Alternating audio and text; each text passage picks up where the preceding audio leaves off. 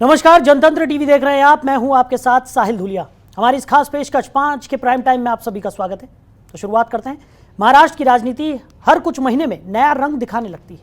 जब लगता है कि महाराष्ट्र में सब कुछ ठीक चल रहा है, उसी वक्त कोई राजनीतिक उलटफेर महाराष्ट्र के सामने आ जाती है और सवाल उठने लगते हैं कि क्या महाराष्ट्र में उद्धव सरकार की कुर्सी खतरे में है।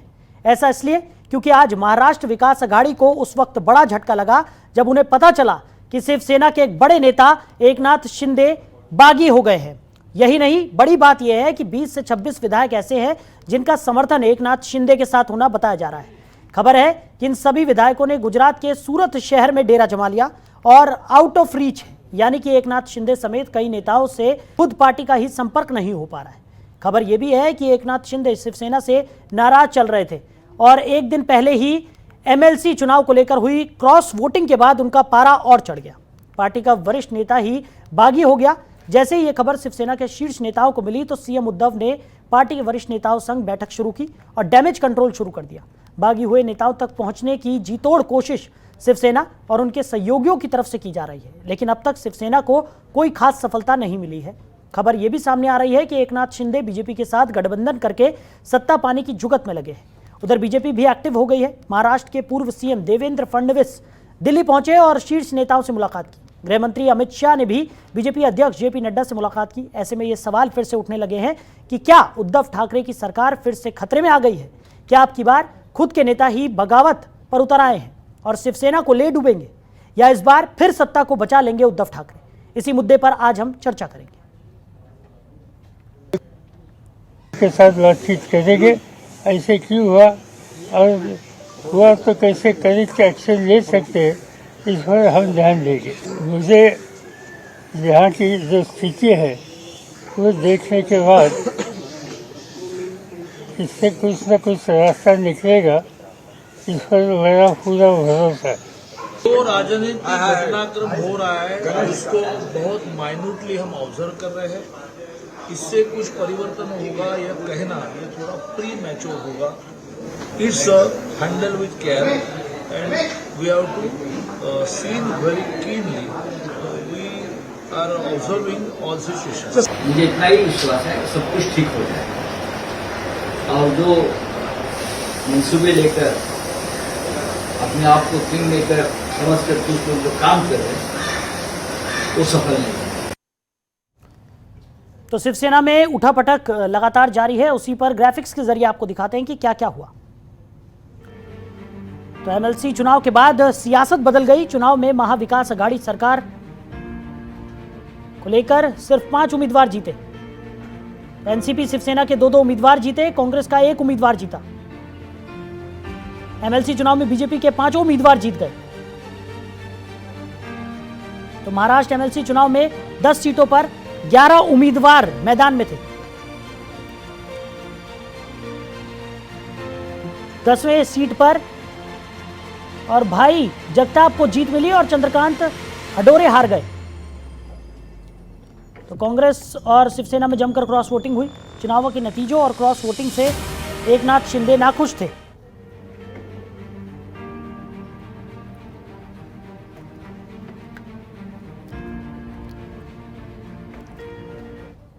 तो महाराष्ट्र में जिस तरीके की उठापटक आज देखने को मिल रही है, उसी पर खास चर्चा के लिए विजय खेरा, प्रवक्ता भारतीय जनता पार्टी, हमारे साथ जुड़ गए हैं। उन्हीं से चर्चा करेंगे।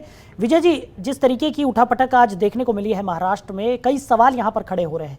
भारतीय जनता पार्टी भी काफी ज्यादा एक्टिव नजर आ रही है। कैसे देखते हैं, क्या कहेंगे आप?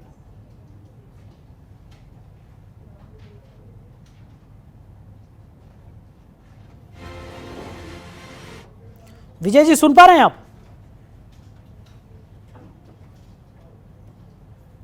विजय जी, मेरी आवाज आप तक पहुंच रही है? विजय जी से हमारा संपर्क यहां पर टूट गया, उनसे दोबारा जुड़ने की हम कोशिश करेंगे। तो आपको बता दें कि महाराष्ट्र की राजनीति हर कुछ महीने में नया रंग दिखाने लगती है और जब लगता है कि सब कुछ ठीक है, तभी कुछ ना कुछ उलटफेर महाराष्ट्र में सामने आ जाता है। तो अब एक बार फिर से उद्धव सरकार की कुर्सी पर सवाल यहां पर खड़े हो रहे हैं और इसी पर आज हम चर्चा करने वाले हैं। प्रवक्ता भारतीय जनता पार्टी विजय खेरा जी हमारे साथ जुड़ गए हैं। विजय जी, बहुत स्वागत है जनतंत्र टीवी में आपका। मेरा सवाल रहेगा कि जिस तरीके की उठापटक आज हमने महाराष्ट्र में देखी है और एक बार फिर से उद्धव सरकार की कुर्सी पर सवाल खड़े हो रहे हैं, भारतीय जनता पार्टी की बात करें तो काफी ज्यादा एक्टिव मोड में नजर आ रही है। क्या कुछ कहेंगे आप इस पूरे मसले पर? देखिए, अभी जो पीछे डेवलपमेंट हुए हैं वो तो साफ दिखा रहे हैं कि शिवसेना क्लियर कट मेजोरिटी, अगाड़ी मेजोरिटी से माइनॉरिटी में है आगे।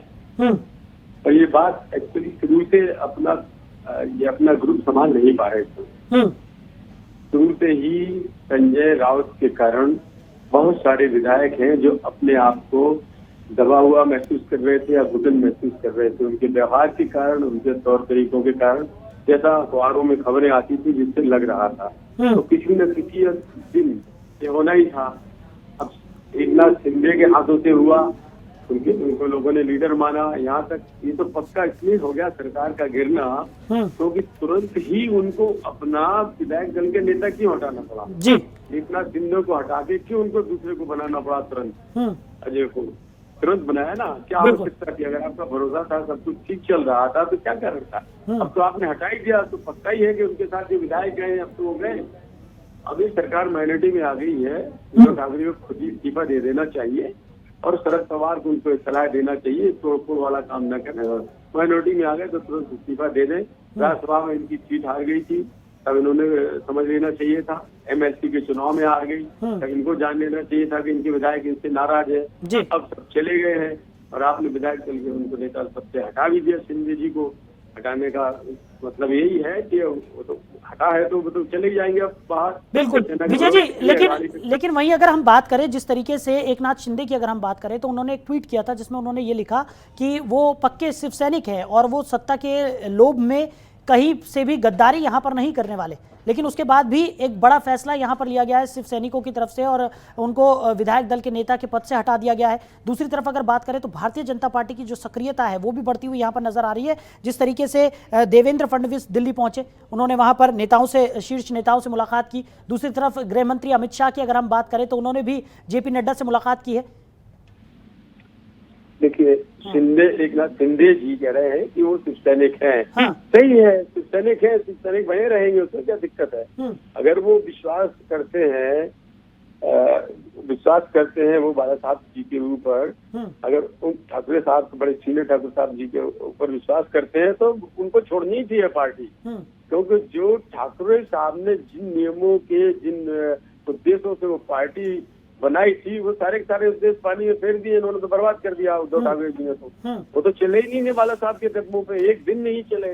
कुर्सी बचाने के लिए बिकाऊ हो गए, कुर्सी बचाने के लिए सब लोगों ने समझौता कर लिया, हिंदुत्व से हट गए, हिंदुओं का उन्होंने कोई साथ नहीं दिया और कांग्रेस के दबाव में सारे काम करते रहे। तो आज नहीं तो कल तो होना ही था, नहीं तो चुनाव में पूरे साफ होना था इन्हें। आज नहीं होते तो शिंदे और दूसरे विधायक ये जान रहे हैं अच्छी तरह इससे कि अगले चुनाव में इनका पट्टा साफ होना है, गोल हो जाएगी, बिल्कुल गोल हो जाएगी। शिवसेना नंबर 3-4 पे पहुंच जाएगी पार्टी अगले चुनाव में। इसलिए लोग चले गए, हमें मौका था, पहले राज्यसभा में किया, अभी विधानमंडल के चुनाव में किया और अब बिल्कुल स्पष्ट चले गए। सरकार तो गिरने से पहले अच्छा इस्तीफा दे देंगे, वो ज्यादा अच्छा है। तो गिरी जाएगी 10-5 दिन में, 2 दिन में, गिरे बराबर ही है। अब हम बता रहे हैं ना आपसे, देखिए राज्यसभा में हारे तो आप समझ लीजिए माइनॉरिटी में हो गए। 5वीं सीट तो ये तो हारनी नहीं थी इनको, एक सीट तो हमारे पास तो 104 ही विधायक थे, यानी कि हमारे पास कुल विधायक 4 सरप्लस थे और इनके पास विधायक सरप्लस थे, दोनों को मिला के 30, 35, 40 और तब इनके विधायक चले गए और वो सीट हम और ज्यादा मतों से जीत गए दूसरी सीटों के मुकाबले में। तो मतलब ये झूठ तो इनकी क्लियर कट हो चुकी है, तो माइनॉरिटी में ही है। अगर इनसे कल पूछा जाए कि आप मेजोरिटी दिखाइए, नहीं दिखा सकते और अविश्वास प्रस्ताव पास हो जाएगा ये। तो इनको तो इस्तीफा देना ही ज्यादा अच्छा है और कारण उसका वही है कि शिवसेना में उद्धव ठाकरे ने जब से कमान संभाली है कि बिल्कुल भी बाला साहब जी के बिल्कुल भी उनके चिन्हों पे नहीं चले, बल्कि जरूरत से ज्यादा उनके एमएनएस पार्टी के चीफ जो है वो जरूर चलते रहे। फिर भी थोड़ा बहुत, मैं नहीं कहता कि हालांकि वो एक्सट्रीम गए, कई बार उन्होंने रीजनल की बात उठाई जो ठीक नहीं थी, तो मैं वो सपोर्ट नहीं करता उनको। लेकिन एक बात जरूर है कि जहाँ तक उद्धव ठाकरे जी का सवाल है, वो उनके बाला साहब के पक्ष में बिल्कुल नहीं चले और यही कारण है इस पार्टी में टूट होने का, यही कारण है। अभी हार गए, दूसरा चुनाव भी हार गए, वो निगम का भी और ये बराबर हारते चले जाएंगे। अब चुनाव नहीं जीत पाएंगे, कोई सा भी नहीं जीतेंगे आगे चल के भी। और भारतीय जनता पार्टी को कोई इसमें इंटरेस्ट नहीं था कि इनकी सरकार गिराएं, क्या कोई हमारा इंटरेस्ट था। अब खुद ही माइनॉरिटी में आ गए, खुद ही लोग चले गए, तो फिर क्या हम एक्टिव नहीं होंगे, घर बैठे रहेंगे क्या? ताकीद करते हैं। बिल्कुल अगर दूसरे विधायक हमारे समर्थन में आते हैं, सरकार ही बनाएंगे, उसमें क्या बात है। जी, बिल्कुल सही कहा विजय जी आपने। जिस तरीके से आपने भी जिक्र किया और जिस तरीके से एकनाथ शिंदे की अगर हम बात करें तो यही कहा जा रहा था कि वो कहीं ना कहीं पार्टी की जो उनके लिए अनदेखी है उससे वो काफ़ी ज़्यादा नाराज़ चल रहे थे। साथ ही साथ जो उनके विरोधी थे उनको पार्टी में लगातार तवज्जो दी जा रही थी, इस बात से भी वो नाराज़ थे। और तीसरा और महत्वपूर्ण कारण अगर हम बताएं, जिस तरीके से शिवसेना और एनसीपी के बीच में टकरार चुनावों में देखने को मिलता है। अगर हम बात करें मराठवाड़ा की या फिर पश्चिम महाराष्ट्र की, अगर हम बात करें पश्चिम महाराष्ट्र से अगर हम बात करते हैं 22 सीटों पर शिवसेना चुनाव लड़ती है और 15 एनसीपी के खिलाफ है, तो ये भी एक बड़ा यहाँ पर फैक्टर हो सकता है। इनको अभी तो खैर चुनाव नहीं है। हाँ। जब आएगा हाँ। तब चुनाव आते आते तक आप देखेंगे इन्होंने जो हरकत की है। अब माइनॉरिटी और माइनॉरिटीज के वोट शिवसेना को तो मिलने से रहे, चाहे ये कांग्रेस के हाथ जोड़ लें या कुछ कर लें। कांग्रेसी से माइनॉरिटी भाग गई है दूर, तो फिर इनको तो मिलने से रहे। और हिंदुओं को इन्होंने, जो शिवसेना के प्रबल समर्थक हिंदू थे, उनको इन्होंने नाराज कर लिया, हर तरह से नाराज कर लिया। जिस तरह से उन्होंने सरकार पीछे चलाई है कि झूठे मुकदमे बनाना, लोगों को अरेस्ट करना, सारे भ्रष्टाचारी मंत्री हैं, आज एक का इस्तीफा हो रहा, कल दूसरे का इस्तीफा हो रहा। यार मैंने इससे भ्रष्ट सरकार भी है और अल्लाह साहब के जो बनाए उद्देश्यों पे चलती नहीं है। अपना वोट बैंक इन्होंने खो दिया है। उनके प्रबल समर्थक वोटर थे वो इनसे नाराज हो चुके हैं। मैं कहता हूँ शिवसेना निश्चित रूप से जब भी चुनाव होगा ये चौथे नंबर पर जाएगी। एक कांग्रेस बदतर हालत में होती जा रही है, उससे भी बदतर का हाल शिवसेना का होगा। और बीजेपी बहुत 3/4 मेजॉरिटी से जीतेगी अगले चुनाव में, चाहे आज कराए, चाहे जब अगले 2024 में है, चाहे तब हो, चाहे कभी भी हो। ये तो निश्चित रूप से है। अकेले इसलिए नहीं कि भारतीय जनता पार्टी का काम है, अकेले इसलिए नहीं कि विकास हम लोगों ने बहुत किया है, इसके अलावा नेतृत्व इनके पास कमजोर है। भारतीय जनता पार्टी के पास केंद्र में भी और महाराष्ट्र में भी सशक्त नेतृत्व है, सशक्त संगठन है, इसलिए इनको हारना ही हारना है। ठीक है विजय जी इस चर्चा को हम जारी रखेंगे। विनोद भारती जी हैं, कांग्रेस के प्रवक्ता हैं, वो भी हमारे साथ चर्चा में शामिल हो गए। विनोद जी बहुत स्वागत है आपका जनतंत्र टीवी में। जिस तरीके की उठापटक महाराष्ट्र में आज देखने को मिली है, एकनाथ शिंदे की अगर बात करें तो जिस तरीके के बागी तेवर यहाँ पर एकनाथ शिंदे के देखने को मिले और उसके बाद से जो तमाम उठापटक हुई है उस पर आप क्या कहेंगे?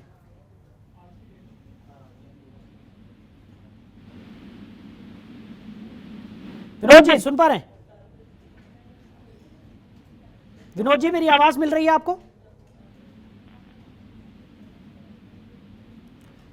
तो विनोद जी से हमारा संपर्क यहां पर नहीं हो पा रहा, उनसे दोबारा जुड़ने की हम कोशिश करेंगे।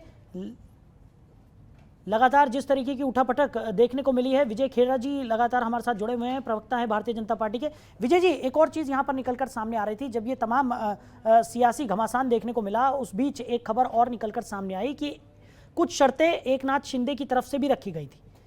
उनमें से एक शर्त ये थी कि अगर शिवसेना भारतीय जनता पार्टी के साथ विलय कर लेती है जैसे कि पहले था और एनसीपी और कांग्रेस का दामन छोड़ देती है, तो इस पर भारतीय जनता पार्टी का क्या स्टैंड रहेगा? और ये तो एक मतलब क्या कहना चाहिए, काल्पनिक बात है अभी इस समय तो। बात पे कोई कुछ नहीं कहा जा सकता है। अगर हम मान लेते हैं कि ऐसा होता है, अगर एकनाथ शिंदे इस तरीके की शर्त रखते हैं, इस तरीके की बात निकलकर सामने आती है, तो वहां पर भारतीय जनता पार्टी किस तरीके का स्टैंड ले सकती है? क्या शिवसेना को यहां पर भारतीय जनता पार्टी का सपोर्ट मिलेगा? वो तो जब वो आएगी तब उसका सवाल उठेगा। शिवसेना को सपोर्ट मिलेगा, शिवसेना हमें सपोर्ट करेगी। माइनर पार्टी है, 25 विधायक बचे उसके पास, है क्या उसके पास? बचा क्या है? मेजोरिटी विधायक चले गए, 55 में से 26 चले गए, 29 चले गए हैं। अब उनके पास बचा क्या? उद्धव ठाकरे के पास, वो तो कांग्रेस से भी आगे रह जाएंगे। उनके बात क्या करना है? उन्हें समर्थन करना है, रहे हमारे साथ, नहीं रहे वो तो बात की चीज है। फिलहाल है उनकी सरकार गिर गई है, तो मतलब ही नहीं उठता उनका। एक दिन भी सत्ता में रहना वो संविधान के खिलाफ होगा। उन्हें इस्तीफा दे देना चाहिए, आज ही दे देना चाहिए। जो 3 दिन बाद देंगे, अपनी इज्जत उनको रखना चाहिए। बाकी रहा ये कि अगर वो दोनों मिलकर समर्थन करते हैं तो करें। हम तो पहले सब भी कह रहे थे उन्हें समर्थन करना चाहिए, भारतीय जनता पार्टी का मुख्यमंत्री बनना चाहिए। फडणवीस तब मुख्यमंत्री बनने वाले थे, सब कुछ ठीक था, लेकिन उनको लालच खा गया। एक दिन का अनुभव नहीं उद्धव ठाकरे को, सरकार चलाना उनको नहीं आता, मंत्री कभी वो रहे नहीं, एडवाइजर उनके पास संजय रावत जैसे लोग हैं, समर्थन उनके पास नहीं बचा। ठाकरे साहब जी के मतलब अपने पिताजी के चिन्ह पे उनको चलना नहीं है, पार्टी के उद्देश्य से विपरीत चल रहा है, कुर्सी उनको चाहिए, तो खत्म, पार्टी खत्म होने वाली पार्टी है, बचेगी थोड़ी। जी बीजेपी को समर्थन देना चाहे दें, वो तो हाईकमान को तय करना है, उनको बातचीत करना है, वो क्या चाहते हैं, क्या करना चाहते। फिलहाल भारतीय जनता पार्टी में अब मेजोरिटी है, हमने राज्यसभा में दिखा दिया, हमने विधानमंडल के चुनाव में दिखा दिया, और आज की तारीख में अगर सरकार बनाने का मौका मिलेगा तो भारतीय जनता पार्टी निश्चित रूप से मेजोरिटी मारित भी कर देगी और सरकार भी बनेगी। जी कोई शक की बात नहीं है। विजय जी, एमएलसी चुनाव जिस तरीके से हुए और उसके बाद जो नतीजे निकलकर सामने आए, उसका कितना प्रभाव पड़ा होगा यहाँ पर? जिस तरीके की उठापटक हमने देखी है, इस पर कितना असर एमएलसी चुनाव का पड़ा होगा? एमएलसी चुनाव से तो पूरी टूट गई ना। पहले तो हाथ पांव टूटा था, फ्रैक्चर ही हुआ था जी, एक फ्रैक्चर ही हुआ था, इतना सा कि राज्यसभा में जीत गई भारतीय जनता पार्टी, अपने सारे 85 जिता ले गई। हाँ। लेकिन अभी विधानमंडल के चुनाव में तो पार्टी स्ट्रक्चर पे आ गई इनकी। जी जी तो खेल ही खत्म हो गया, क्योंकि आधे लोग चले गए ना सर। हमने आपसे अभी कहा था कि 1 से 6 विधायक हमारे पास थे, हाँ। सिर्फ 4 सरप्लस थे हमारे पास 5वीं सीट के लिए, हाँ। और विधायक चाहिए थे कम से कम 26। तो हमारे पास तो हम तो कोई सवाल ही नहीं उठता था हमारे कैंडिडेट जीतने का। लेकिन जीतने का इसलिए सवाल था कि इनकी पार्टी में फूट पड़ चुकी थी, उद्धव ठाकरे की लीडरशिप नेतृत्व को शिवसेना स्वीकार नहीं कर रही थी, सरकार थी तो मजबूरी में वो थे वहाँ। लेकिन मेरे ख्याल से अधिकांश विधायक 50% से ज्यादा हमेशा एक समय का इंतजार कर रहे थे कि कब भी अपॉर्चुनिटी मिलेगी वो छोड़ के चल देंगे और उद्धव ठाकरे की लीडरशिप में नहीं रहेंगे। बाला साहब ठाकरे को भले वो आज भी मानते हो, कल भी मानते रहे, सच्चे शिवसैनिक हो, वो उनका व्यक्तिगत मामला है, राजनीतिक हम उसमें कोई चर्चा नहीं कर रही, वो मानते रहे। हमें ऐसा लगता है कि ये उद्धव ठाकरे जी अपनी बनाई हुई पार्टी के उद्देश्यों पर बिल्कुल नहीं चले। कुर्सी बचाने के लिए रोज कांग्रेस से समझौता करते रहे और कांग्रेस ने ऊट पटांग समझौते करवाए, ऊट पटांग काम इनसे करवाए, और जितने भ्रष्ट मंत्री थे सब भर्ती रहे, उसमें पकड़े भी गए और 2 चले भी गए उसमें से। तो ये हालत जो होनी थी, और विधायक जो है चुने हुए हैं वो राजनीति सब समझते, सिंधे जैसे सीनियर लोग सब जानते हैं, उनको पता है कि आप जनता किस करवट जाने वाली है, सब पता लग रहा है। अभी भी हमारी बीजेपी के विधायक काफी थे, काफी हैं, हम तो मतलब सरकार बनाने की लगभग स्थिति में रहते ही हैं। लेकिन अब लोगों को पता है कि 3/4 विधायक आएंगे हमारे अगला चुनाव जब भी होगा, उनको आश्वस्त है, और हो सकता है इनकी सरकार आजकल में गिर भी जाए, अगर संजय साहब डटे रहेंगे तो गिर जाएगी। ठीक है विजय जी इस चर्चा को जारी रखेंगे। विनोद भारती जी हमारे साथ जुड़ गए हैं, कांग्रेस के प्रवक्ता है। विनोद जी, बहुत स्वागत है आपका जनतंत्र टीवी में। मेरा सवाल सबसे पहले तो यही रहेगा कि जिस तरीके की राजनीतिक सरगर्मियां और उसका उलटफेर जो हमने आज देखा है महाराष्ट्र में, क्या कहेंगे उस पर आप? देखिए, इसे हम ना राजनीतिक सरगर्मियां नहीं कह सकते, ये डेमोक्रेसी का मर्डर है। जो इनके पास आज ईडी है, ये एलिमिनेशन ऑफ डेमोक्रेसी है। क्योंकि आप आज भारत वर्ष के लोग ये समझने लग गए हैं कि भाजपा का डेमोक्रेसी में कोई विश्वास नहीं रहा। ये डेमोक्रेसी की बजाय डेंगोक्रेसी में विश्वास करते हैं। और ये जो घटनाएं घट रही हैं, क्या ये लोकतंत्र की सेवा कर रहे हैं? महाराष्ट्र में आज जो करने जा रहे हैं, इनको ये पता होना चाहिए कि 288 में से 106 सीट मिली, 182 सीटों पे लोगों ने इनके विरुद्ध अपना फतवा दिया, और फिर भी आधी रात को गवर्नर को ला करके इन्होंने सरकार बनाई, जो एकदम बिना सोचे समझे इन्होंने बनाई। राजनीति की घटिया पराकाष्ठा पर जाकर वो सरकार बनाने के बावजूद इनकी सरकार नहीं बन पाई, क्योंकि इन्होंने जिनसे तालमेल किया वो ही इनका साथ छोड़ गए। और यही काम इन्होंने मध्य प्रदेश में किया, कर्नाटका में किया। आज लोग समझने लग गए हैं कि भाजपा का विश्वास जो है वो लोकतंत्र में नहीं है। लेकिन विनोद जी, अभी अगर खतरे की बात करें तो शिवसेना और अघाड़ी सरकार पर यह खतरा मंडरा रहा है, उस पर क्या कहेंगे आप? समय कम है हमारे पास। मैं कहता हूँ आपकी बात ठीक है। हाँ। खतरा मंडरा रहा है, ये खतरा क्रिएट किसने किया है?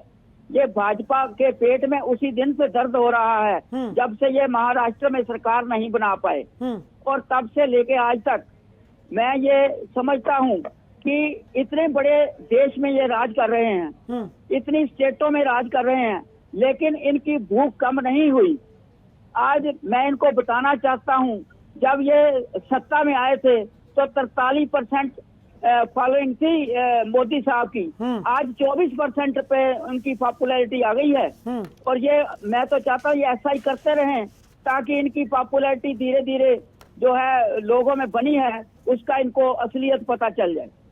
चलिए ठीक है, संदीप शुक्ला जी भी हमारे साथ जुड़ गए, वरिष्ठ पत्रकार हैं। संदीप जी, आज बहुत ज्यादा उठापटक भरा दिन रहा महाराष्ट्र में, और जिस तरीके की चीजें हमने देखी, एक के बाद एक कई चीजें निकलकर सामने आई। समय कम है, इसलिए मेरा सवाल भी आपसे बिल्कुल सीधा है कि कैसे देख रहे हैं आप ये पूरी उठापटक को, और जिस तरीके से अभी आपने सुना विनोद भारती जी ने आरोप लगाया ईडी वाला, ईडी को लेकर लगातार सरकार पर आरोप लग रहा है, भारतीय जनता पार्टी को बार बार कटघरे में खड़ा करने की कोशिश यहाँ पर की जा रही है, क्या कैसे देखते हैं जल्दी से?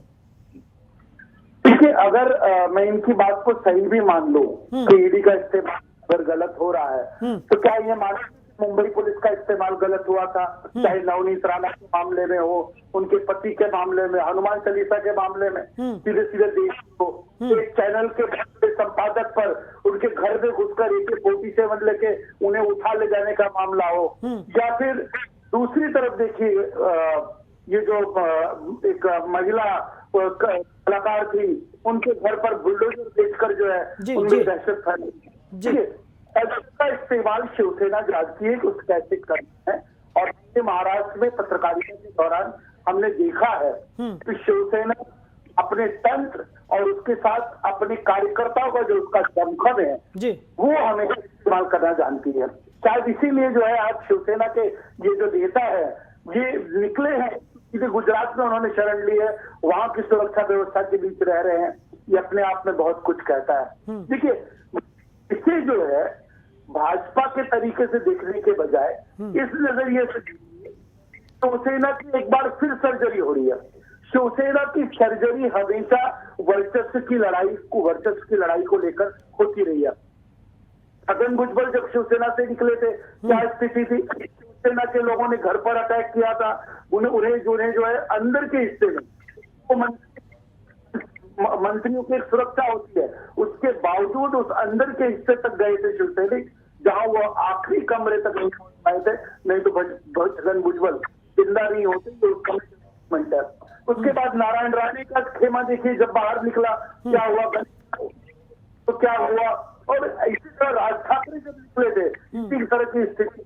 तो शिवसेना का बार बार ये सर्जरी, शिवसेना मुद्दे से भटकती है या उस मुद्दे से हटती है, तो ऐसे में मूर्ख नेता जो अपने आप को शिवसेना में, एक आप देखिए भले शिवसेना प्रमुख का अपना एक अलग वर्चस्व हो, लेकिन कहीं ना कहीं स्थापित नेता होते हैं शिवसेना के अपने अपने हिस्सों में। खाने का वो, अगर हमने देखा होगा जब शिवसेना में बाला साहब ठाकरे का अस्तित्व था, उस समय वहां आनंद दिघे का अपना अस्तित्व था, आनंद दिघे उन्हीं के कट के नेता माने जाते थे। उसके बाद उद्धव ठाकरे का अगर यहाँ अस्तित्व है, तो अगर सरकार बनने की परिस्थिति में आप देखिए, पुरानी बातों को याद कीजिए कि अगर बीजेपी के साथ सरकार बननी थी या एनसीपी कांग्रेस के साथ गठबंधन लेने की बातचीत थी, उस समय कहा जा रहा था कि अगर किसी तरीके से एकनाथ शिंदे को मुख्यमंत्री बना दिया जाए, उन्हें जो है उन्हें कुछ करने के लिए विधायक दल का नेता बनाया गया। लगातार शिवसेना के विधायक, शिवसेना के नेता शिकायत कर रहे हैं कि भले उनकी सरकार है, भले उनके मुख्यमंत्री है, लेकिन उनके विधायकों की नहीं सुनी जा रही। बिल्कुल बिल्कुल, उपेक्षा का आरोप यहाँ पर लगातार लगता रहा है। अच्छा सर, एक सवाल मेरा, क्योंकि बहुत कम समय है हमारे पास, जिस तरीके से आपने ये तमाम चीजें रखी यहाँ पर, इस पर विस्तार पे हम चर्चा कर सकते हैं, लेकिन सवाल यहाँ पर ये है कि जिस तरीके की अभी ये उठापटक देखने को मिली है, और एकनाथ शिंदे की बात करें तो बड़ा चेहरा है, और उन्होंने जिस तरीके का फैसला लिया है, क्या ये फैसला सच में लिया हुआ फैसला है, या फिर सिर्फ और सिर्फ एक दबाव बनाने की कोशिश की जा रही है यहाँ पर शिवसेना और सरकार पर कि मेरी अगर उपेक्षा की जाएगी तो मैं इस तरीके के कदम भी उठा सकता हूं? क्योंकि उन्होंने एक ट्वीट भी किया है जिसमें उन्होंने कहा कि हम पक्के शिव सैनिक हैं और किसी भी तरह का धोखा हम नहीं देने वाले। उसमें उन्होंने जो मराठी में लिखा है उसे समझने की आवश्यकता है। उसमें उन्होंने जल्दी से सर, हम बाला साहब ठाकरे के शिव सैनिक है, उनकी विचारधारा को मानने वाले शिव सैनिक है, उनकी उस लाइन से सीधे सीधे तौर पर उद्धव ठाकरे पर प्रश्न चिन्ह उठता है कि क्या बाला साहब ठाकरे के उन आदर्शों पर, उन सिद्धांतों पर क्या उद्धव ठाकरे नहीं चल रहे, जो आज एकनाथ शिंदे को ये लाइन चुननी पड़ी, ये स्थिति में आना पड़ा, उन्हें जाकर जो है गुजरात में रुकना पड़ा, विधान परिषद के चुनाव में जो है एक खेमा जो है भाजपा के साथ दिखा। और यही नहीं, सिर्फ भाजपा शिवसेना ही या शिवसेना की नेताओं की बात नहीं हो रही है, कांग्रेस के भी 5 विधायक नीचे पर ला रहे हैं। हाँ। शिवसेना का जो भले शिवसेना कह रही है कि उनके साथ एक बड़ा तबका है, हाँ। लेकिन जो असली खबरें हैं कि शिवसेना की अपनी बैठक में, हाँ। यानी शिवसेना मुख्यमंत्री जो उद्धव ठाकरे उन्होंने बैठक ली, उस बैठक में 17 से 18 विधायक ही मौजूद रहे, यानी जो सरकार मानी जा रही है एकनाथ शिंदे जी के साथ गई होगी। तो एक बड़ा खतरा यहाँ पर बिल्कुल शिवसेना के ऊपर मंडरा रहा है। ठीक है सर, समय कम है इसलिए आपको यहाँ पर बीच में मैं रोक रहा हूँ। विजय जी कुछ कहना चाह रहा है, विजय जी जल्दी से अपनी बात रख दीजिए। मैं खाली ये कहना चाह रहा हूँ, देखिए शिवसेना ने अभी जो किया है, कंगना रनौत से बदला लेने के लिए मकान गिराया, बाद में उसको स्टे मिला। इससे बड़ी बात आप बताइए, हनुमान चालीसा उनके घर में घुस के नहीं पड़ी थी, सड़क पे पड़ी थी। सड़क पे नमाज पढ़ने देंगे? 5000 आदमी 1000 आदमी सड़क पे बैठे नमाज पढ़ सकता है, लेकिन एक विधायक महिला वो बैठ के हनुमान चालीसा नहीं पढ़ सकती। ये शिवसेना है, बाला साहब की शिवसेना है, ये शिवसेना है। ठीक है सर, ठीक है। इन तमाम चीजों पर हम विस्तार से कभी चर्चा कर सकते हैं, लेकिन अभी हमारे पास समय बहुत कम है। हमारे साथ विनोद भारती जी भी जुड़े हुए हैं। विनोद जी आपके फाइनल कमेंट्स, समय बहुत कम है, जल्दी पूरी उठापटक पर जल्दी से एक लाइन में। देखिए, मैंने तो पहले भी ये बात कही है कि जो भाजपा की सत्ता पर हावी होने की भूख है वो जो डे बाय डे बढ़ रही है, ये देश के बहुत नुकसान में है। क्योंकि डेमोक्रेसी का मतलब ही यही है कि ये जो डेमोक्रेसी है, जो लोग चाहते हैं उसके मुताबिक लोगों को प्रशासन दिया जा सके या शासन दिया जा सके। ठीक है। लेकिन ये कैसा हो रहा है कि 288 सीटों में से 182 सीटों पर लोगों ने बीजेपी को नकार दिया। चलिए ठीक है विनोद जी समय नहीं है हमारे पास, लोगों ने उन पर सरकार बनाई। ठीक है, माफ कीजिएगा, समय की कमी के चलते हमें इस चर्चा को यहीं विराम देना होगा। आप सभी मेहमान हमारे साथ जुड़े और अपना कीमती समय हमारे साथ साझा किया, उसके लिए आप सभी का बहुत शुक्रिया। तो तमाम सवाल यहां पर खड़े हो रहे हैं, जिस तरीके की उठापटक आज हमने महाराष्ट्र में देखी है, उसके बाद उद्धव ठाकरे की जो सरकार है वो एक बार फिर से खतरे में आ गई है। क्या आपकी बार खुद के नेता ही बगावती शिवसेना को ले डूबेंगे और एक बार फिर से उद्धव ठाकरे क्या इस सरकार को बचा पाएंगे? ये तमाम सवाल यहां पर बने हुए हैं। तमाम सवालों के जो जवाब है वो समय के साथ ही हमारे सामने निकल कर आएंगे। फिलहाल इस खास पेशकश में मेरे साथ इतना ही। आप बने रहिए और देखते रहिए जनतंत्र टीवी। नमस्कार।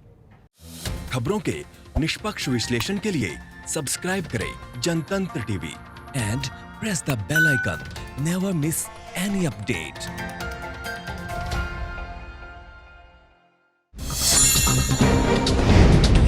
डाउनलोड कीजिए जनतंत्र टीवी ऐप को, जो कि अवेलेबल है गूगल प्ले और ऐप स्टोर पर। अधिक जानकारी के लिए अभी डाउनलोड करें।